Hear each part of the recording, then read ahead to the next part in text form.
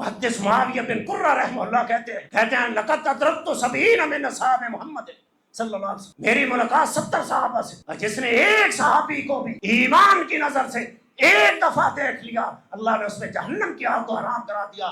جس نے 70 صحابہ کو دیکھا ہو، دنیا کا کیسا خوش نصیب محدث۔ معاویہ بن قرہ بڑے دکھ سے کہہ رہے لو خرجوا فیکم الجوم، آج کے دن اگر ان صحابہ میں سے ایک صحابی بھی پلٹ کر آتا، ہمارے حالات کو دیکھتا، ہمارا طریقہ نماز کو دیکھتا، حج دیکھتا، جہاد دیکھتا، زکات دیکھتا، نوافل دیکھتا، عقیدہ دیکھتا، معاملات دیکھتا، اخلاقیات دیکھتا، کبریائی کی قسم ہے افسوس کرتا ایک کام بھی آج ایسا نہیں جو ہم محمد کریم کے دور میں کرتے تھے اور آج مسلمان نہیں کر رہے سوائے اذان کے۔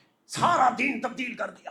یہ محدث ہیں، تابعی ہیں۔ اگر صحابہ کے دور کے بعد تابعین کے دور کے اندر مسلمانوں کے یہ حالات تھے، اگر آج دیکھتے تو کیا کہتے؟ وہ اذان بھی وہ نہ رہتی۔